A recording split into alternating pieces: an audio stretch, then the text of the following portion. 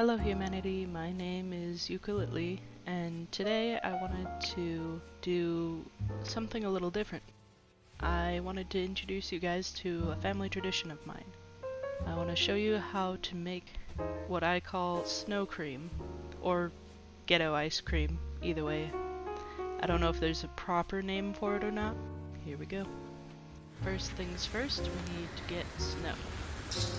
Ideally, you want to get snow that's not from your first snow, and the best snow is the fluffy kind, not the icy, slushy kind. Also, I don't get my snow off the ground directly for obvious reasons. I prefer to get it off trees or cars, but not... If you get it from a car, don't scoop all the way down, and if the snow has been there for a little while, just clear the top inch off. So besides snow, you'll want milk, which I just kind of eyeball how much I need, and I would recommend getting more snow than you think you need, just as backup.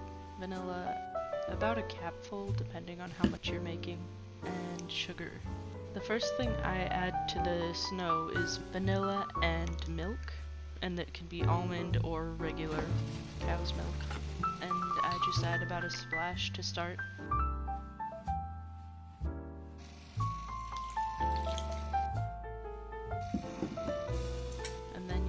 Stir it in and incorporate the milk and the snow. It's kind of satisfying watching the snow dissolve into the milk and take on this kind of creamy, yellowy color. We're definitely going to need more milk in this though.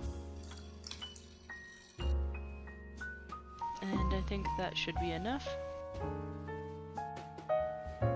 Once again, we stir, and I kind of like to do a chopping motion to fold it in better. Scooping also works, but I also like to just run the spoon along the top to just watch it dissolve. I think it's kind of satisfying, and I like the sound too. Now we can add in the vanilla. About a cap, like I said. And I suggest always putting the cap right back on.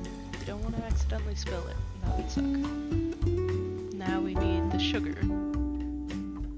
Sorry about that, I had to set the camera down for a minute.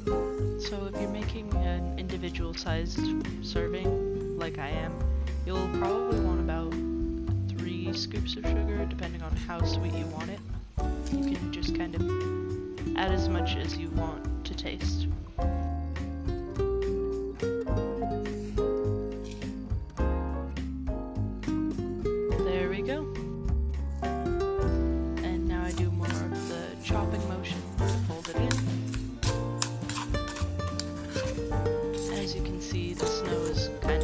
Changing to a more creamy color, sort of like vanilla ice cream.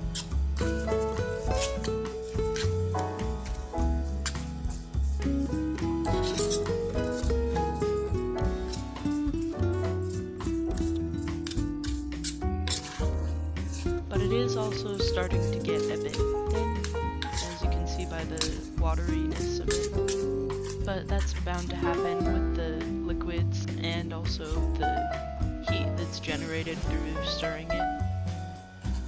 So it's a good way to tell that the liquids and the snow are combining well, and also that you probably need more snow.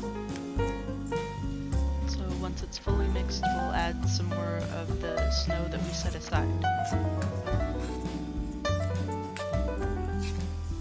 And once again, it's just something I kind of eyeball. You can add more or add more liquids if you add too much snow. It's just finding the right balance for you. I don't know why, but I really do find the process of making snow cream is enjoyable. It's just kind of aesthetically pleasing or something.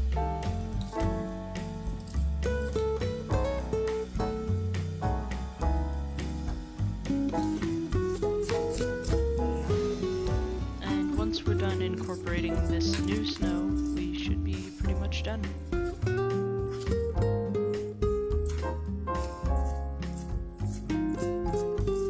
Personally, I like the texture to still be a bit fluffy, that's why I have more snow added.